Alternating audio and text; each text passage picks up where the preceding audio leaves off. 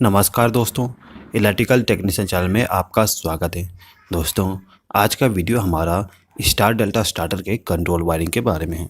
दोस्तों, किसी भी मोटर को स्टार डेल्टा स्टार्टर द्वारा स्टार्ट करने के लिए हमें 3 कॉन्टैक्टर की ज़रूरत पड़ती है।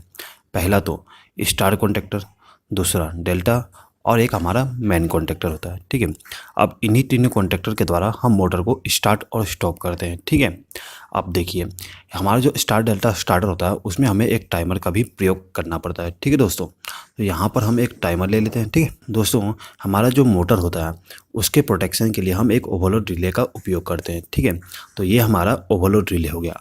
अब यदि हमें मोटर को बंद करना हो तो बंद करने के लिए हम यहाँ पर एक स्टॉप पुश बटन का उपयोग करते हैं।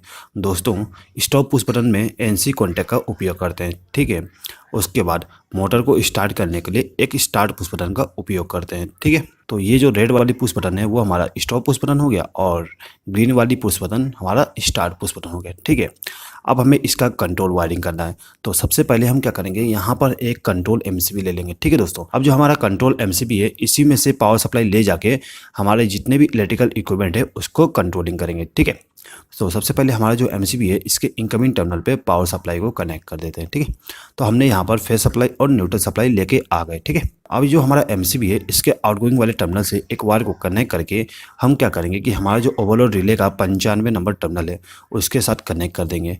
आप यहाँ पे देख सकते हैं दोस्तों, ये हमारा ओवरलोड रिले का 95 नंबर टर्मिनल है। ठीक है, उसके बाद ये जो हमारा ओवरलोड रिले का 96 नंबर टर्मिनल है इसमें से एक वायर को कनेक्ट करके हमारा जो स्टॉप पुश बटन है उसमें कनेक्ट करेंगे।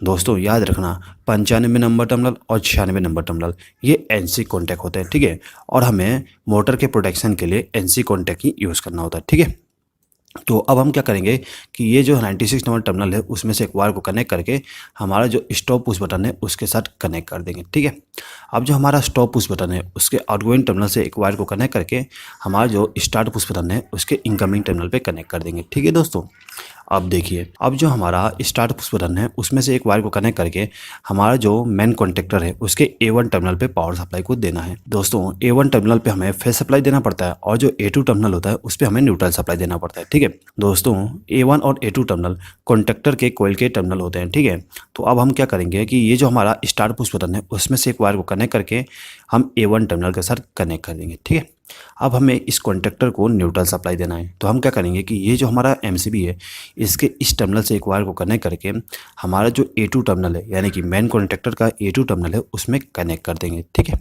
तो यहाँ पर हमने मेन कॉन्टैक्टर को फेस सप्लाई और न्यूट्रल सप्लाई दोनों दे दी है। दोस्तों, अब हमें इस मेन कॉन्टैक्टर को होल्ड करने के लिए होल्डिंग सर्किट बनाना है। ठीक है, तो होल्डिंग सर्किट के लिए क्या करेंगे कि ये जो हमारा मेन कॉन्टैक्टर है इसका एनो कॉन्टैक्ट का उपयोग करेंगे, यानी कि 13 नंबर टर्मिनल और 14 नंबर टर्मिनल का उपयोग करेंगे। ठीक है, तो हम क्या करेंगे, यहाँ से एक वायर को कनेक्ट करके हमारे जो 14 नंबर का टर्मिनल है उसमें कनेक्ट कर देंगे। ठीक है, अब हमें क्या करना है कि ये जो 13 नंबर का टर्मिनल है उसमें से एक वायर को लेके हमारा जो A1 टर्मिनल है उसमें कनेक्ट कर देना है। ठीक है, तो हमने क्या किया, यहाँ पे एक वायर को लूप कर दिया। तो ये जो आप वायरिंग देख रहे हैं ये हमारा DOL स्टार्टर का वायरिंग है। ठीक है, इस प्रकार से हम DOL स्टार्टर का वायरिंग करते हैं। अब हमें स्टार डेल्टा स्टार्टर में इसको कन्वर्ट करना है। तो कैसे करेंगे, तो देखिए दोस्तों, ये जो हमारा टाइमर है इसमें पावर सप्लाई स्टार्ट कमांड देने के बाद ही जाना चाहिए। ठीक है, तो इसके लिए हम क्या करेंगे कि ये जो हमारा स्टार्ट पुश बटन है उसके आउटगोइंग टर्मिनल से एक वायर को कनेक्ट करके हमारा जो टाइमर है उसके A1 टर्मिनल पे कनेक्ट करना है।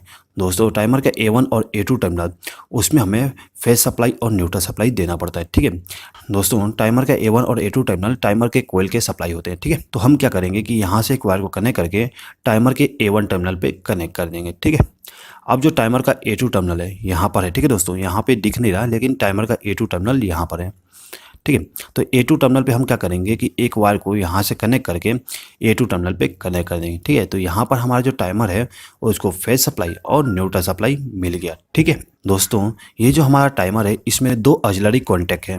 ठीक है, यहाँ पे आप देख सकते हैं ड्राइंग में, एक कॉन्टैक्ट ये वाले हो गए और ये कॉन्टैक्ट ये वाले हो गए। ठीक है दोस्तों, ये जो हमारा टाइमर है उसमें 15 नंबर टर्मिनल और 25 नंबर टर्मिनल कॉमन टर्मिनल है। ठीक है, और जो हमारा 16 नंबर टर्मिनल है और 26 नंबर टर्मिनल है ये हमारा NC कॉन्टैक्ट हो जाएंगे। ठीक है, और 18 नंबर टर्मिनल और 28 नंबर टर्मिनल ये हमारे एनो कॉन्टैक्ट होते हैं। ठीक है दोस्तों, तो यहाँ पे हम क्या करेंगे कि ये जो हमारा 25 नंबर वाली कॉन्टैक्ट है उसको उपयोग करेंगे। ठीक है, यानी कि सेकेंड कॉन्टैक्ट का उपयोग करेंगे। ठीक है, तो यहाँ पे हम क्या करेंगे कि यहाँ से एक वायर को कनेक्ट करके 25 नंबर टर्मिनल पे कनेक्ट कर देंगे, यानी कि टाइमर का जो A1 टर्मिनल है उसमें से एक वायर को कनेक्ट करके हमारा जो 25 नंबर टर्मिनल है उसमें लूप कर देंगे। ठीक है, आप क्या करेंगे दोस्तों, देखिए अब जो हमारा टाइमर है उसका जो 26 नंबर टर्मिनल है यानी कि ये वाली टर्मिनल, ठीक है, यहाँ से एक वायर को कनेक्ट करके हमारा जो स्टार कॉन्टेक्टर है उसके A1 टर्मिनल पे पावर सप्लाई पहुँचाना है। ठीक है, तो यहाँ पे हम पावर सप्लाई डायरेक्ट लेके नहीं जाएंगे, यहाँ पर हमें एक इंटरलॉकिंग यूज़ करना है। क्या इंटरलॉकिंग यूज़ करना है दोस्तों, देखिए ये जो हमारा डेल्टा कॉन्टेक्टर है इसको ऑन होने पे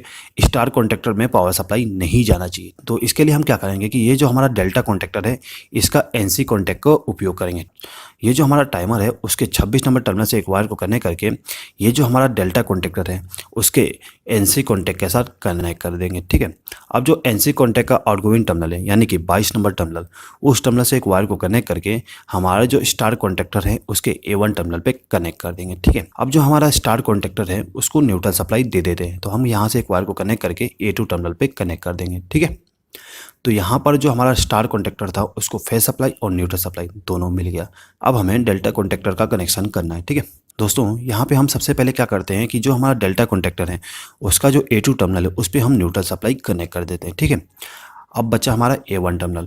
अब हमें इस A1 टर्मिनल पे पावर सप्लाई पहुंचाना है, इसके लिए भी हम इंटरलॉकिंग यूज़ करेंगे। क्या इंटरलॉकिंग यूज़ करेंगे दोस्तों, देखिए जो हमारा स्टार कॉन्टेक्टर है इसका NC कॉन्टेक्ट के द्वारा हम पावर सप्लाई A1 टर्मिनल पे लेके जाएंगे। ठीक है, इससे बेनिफिट ये होगा कि यदि हमारा स्टार कॉन्टेक्टर ऑन है तो डेल्टा कॉन्टेक्टर ऑन नहीं हो पाएगा। तो हमारा जो डेल्टा कॉन्टेक्टर है उसको पावर सप्लाई कहाँ से देते हो, देखिए जो हमारा टाइमर है उसका जो एनो कॉन्टेक्ट है यानी कि 28 नंबर टर्मिनल, ठीक है, इस टर्मिनल में से एक वायर को कनेक्ट करके हम क्या करेंगे कि हमारा जो स्टार कॉन्टेक्टर है उसके NC टर्मिनल के साथ कनेक्ट कर देंगे। ठीक है, तो यहाँ से एक वायर को कनेक्ट करके हमारा जो NC कॉन्टेक्ट है ये वाली उसमें एक वायर को कनेक्ट कर देंगे। ठीक है, अब जो हमारा NC कॉन्टेक्ट का आउटपुट टर्मिनल है यानी कि 21 नंबर टर्मिनल, ठीक है, उसमें से एक वायर को कनेक्ट करके हमारा जो डेल्टा कॉन्टेक्टर है उसके A1 टर्मिनल पे कनेक्ट कर देंगे। ठीक है, तो दोस्तों कुछ इस प्रकार से हमारे जो स्टार डेल्टा स्टार्टर होता है उसका कंट्रोल वायरिंग करते हैं। ठीक है दोस्तों ये जो हमारा स्टार डेल्टा स्टार्टर है वो कैसे वर्क करता है उसके बारे में भी आपको थोड़ा सा बता देता हूँ। देखिए यदि हमें इस स्टार डेल्टा स्टार्टर को ऑन करना है तो सबसे पहले हमारा जो MCB है उसको ऑन करना पड़ेगा। ठीक है,